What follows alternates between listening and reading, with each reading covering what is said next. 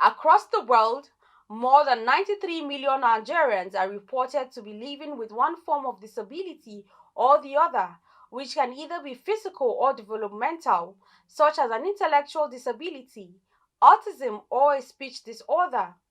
Without appropriate support, these conditions often limit these children's ability to benefit from the educational and social opportunities in their society.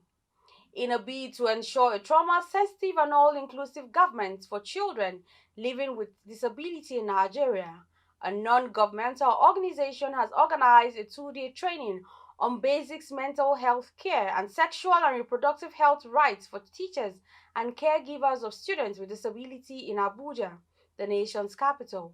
Clairview's Gloria Atta was there and now tells us more.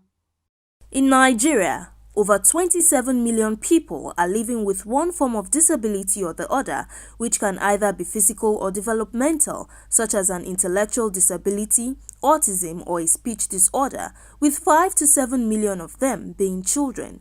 Without appropriate support, these conditions often limit these children's ability to benefit from the educational and social opportunities in their societies.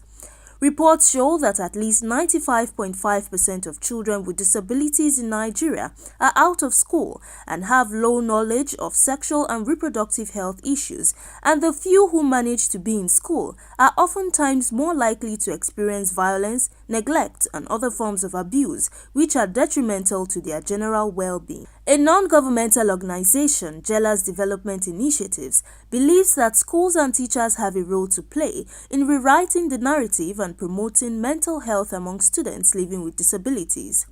Speaking at a 2-day training on basic mental health care and sexual and reproductive health rights for teachers and caregivers of students with disabilities in Abuja, the Chief Executive Officer and founder, Angela Ochubaye, said it is important to educate teachers on mental health issues so as to enable them create a trauma-sensitive environment for children living with disabilities.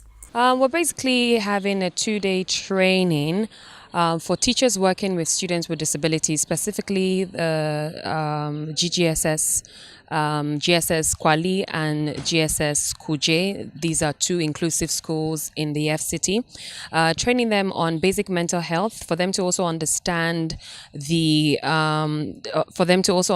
to create a trauma-sensitive environment for their students, and also giving them trainings regarding sexual and reproductive health rights of the students with disabilities.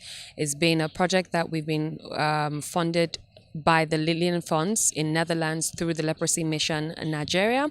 Presently, we're working with about 40 teachers and caregivers of students with disabilities in, of course, public secondary schools. Facilitators and participants at the training, while lauding the initiative, called on the federal government to ensure that mental health issues are incorporated into school curriculums for better delivery. One of the things that I think is very important when it comes to creating inclusive and a trauma-sensitive school environment is to develop curriculums that are specific to the disabilities that people are experiencing.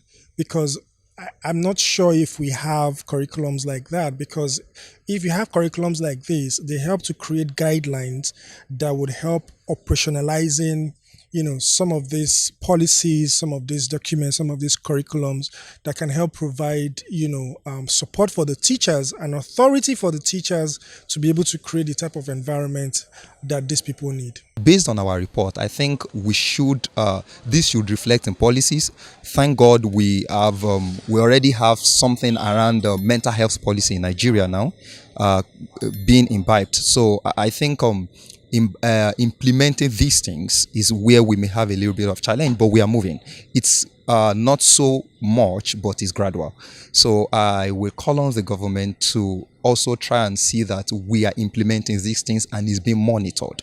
Honestly, I must say that the training has been very, very impactful, because I learned a lot, not only as a person with disability, also as a teacher interacting with students with disability. I learned how best to interact with my students, how to also make other students, the other students who are not living with disability, how they best they can relate with students with disabilities. So empathy is one of the things I'm taking home. In fact, I need to show more empathy, and this empathy boils down to putting the children in my own, as in putting them in my own shoe. Like if I was the one that had this problem, how would I feel? How would I communicate? This will help me to, in fact, come down to their level and attend to them specially. It gladdens my heart that people who are not special educators know much about children with special needs, and that is a way forward. And I want to say that if government can encourage and empower people, I think inclusive education will come to stay in Nigeria. The two-day training also featured interactive sessions among stakeholders at the event. Gloria Atta reporting for Clearview News.